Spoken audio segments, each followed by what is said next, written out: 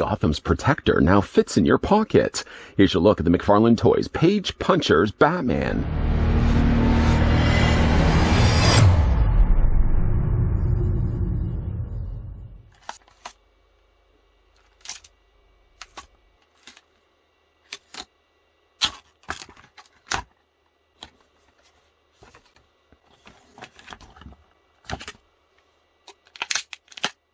As a child, Bruce Wayne watched as his parents were brutally killed in Gotham City's crime alley.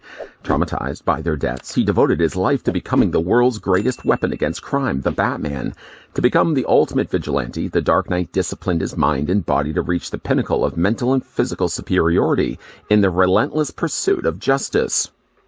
Talk about tiny. Before we get a closer look at the Page Puncher's Batman, I'm going to grab the tape measure to measure off how tall the figure stands. In fact, I could actually, put my tape measure in front of Batman, and he would be almost lost completely. While I'm measuring him off as well, I'd like to thank the folks over at McFarlane Toys that did take the time and provide this sample of a very small-looking Batman that we could have a look at here. Batman, in this case, stands almost exactly 3 inches. 3 inches is about here, so he's actually closer to being about 2 3/4 of an inch tall. And that works out to be a figure that's 7 centimeters in height. Do pardon me as well as I brought the camera back just a little bit for some size comparisons. We don't really have much of anything of this size to compare along with Batman, but we do actually have a very similar looking mold. The previously looked at Batman that came included with the 2-pack Hush. He takes a lot of the cues from this Batman. Not really sharing necessarily the same mold, but definitely taking a lot of the same design elements to it. Oh, I almost thought Batman was going to fall.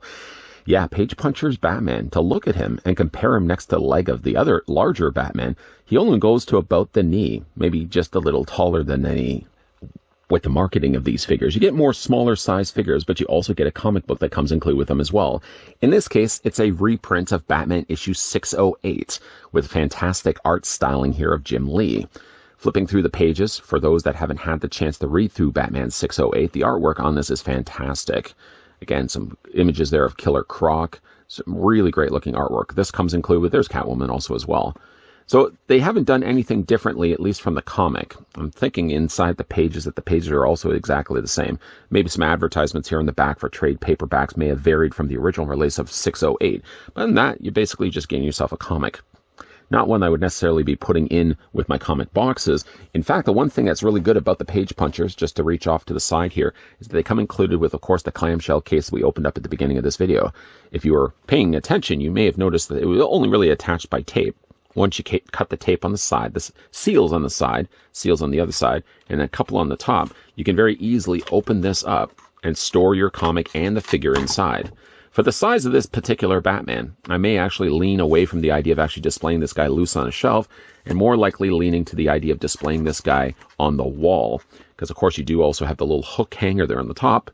Simply just attach a peg, attach yourself like a thumbtack or something onto the wall, and simply just hang the comics from there. And then you'd have your Batman encased inside his plastic prison down below. Going to move that to the side. Getting a closer look, though, at Batman.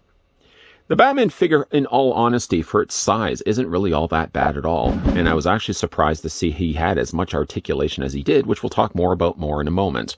Just to, again, bring back in that Batman so you can see the difference. We're not going to be comparing sizes necessarily, but you can definitely see there's a lot of very similar molds happening here. The molds, granted, for this Batman are smaller, and granted, also are done in blue, whereas this Batman had the black cowl, the black cape, and also the black lower trunks. This Batman does it all done differently in blue.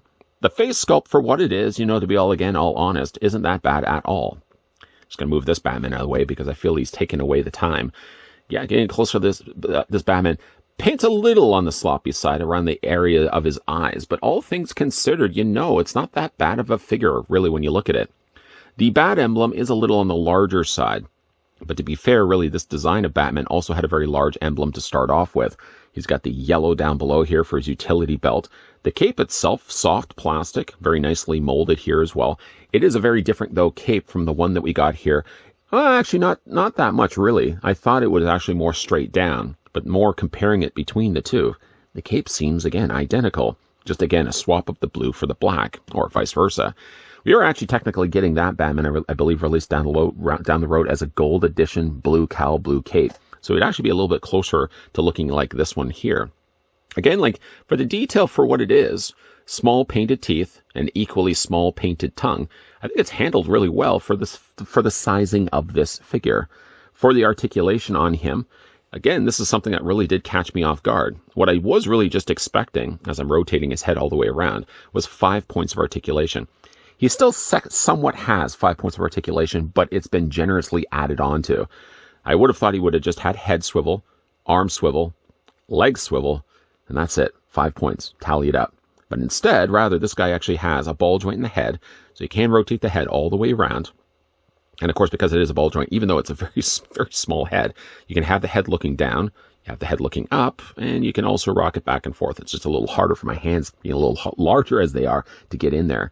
Now, the arms, again, when you're looking at them, you would just assume they would do this.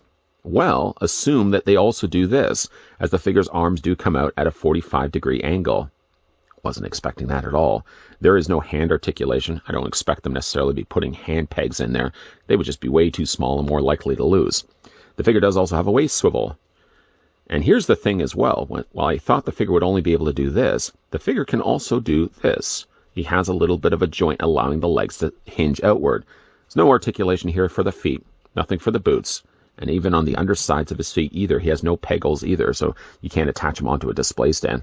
Although the size of the display stands, just to bring one off camera here, just the sizing of the pegs and sizing of his feet, I guess they could still have pulled one off, but the peg hole would have to be in way too big. They would have to have shrunk down the size of the stand. But actually, this Batman stands pretty good indeed. Now, this figure does also have gripping hands, as you probably already know over the course of this review.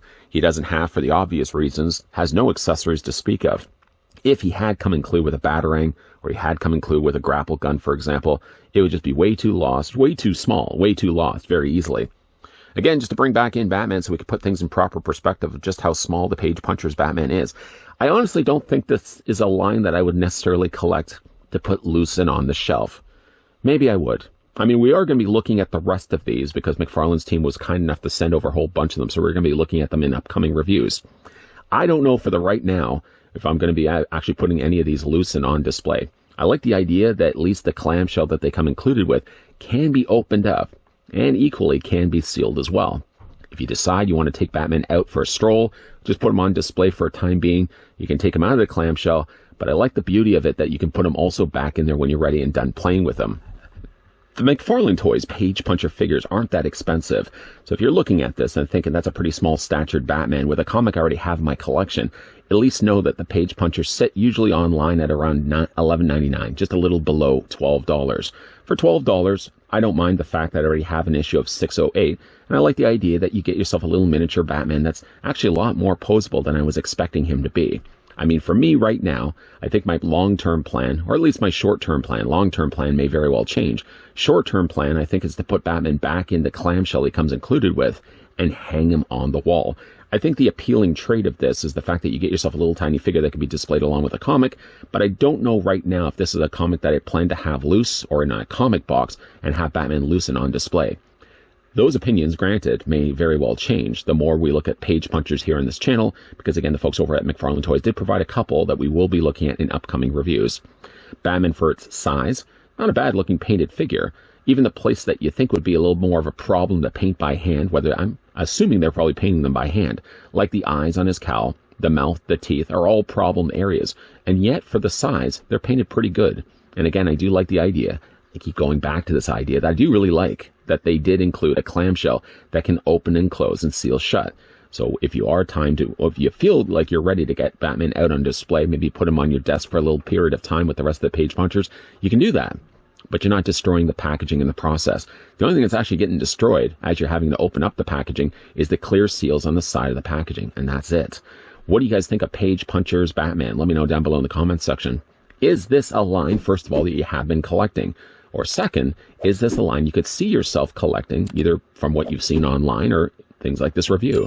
As well, I'd like to thank the folks over at McFarlane Toys that did provide the sample of Page Puncher's Batman that we can have a look at in this video. As always, guys, thanks for watching. See you guys next time.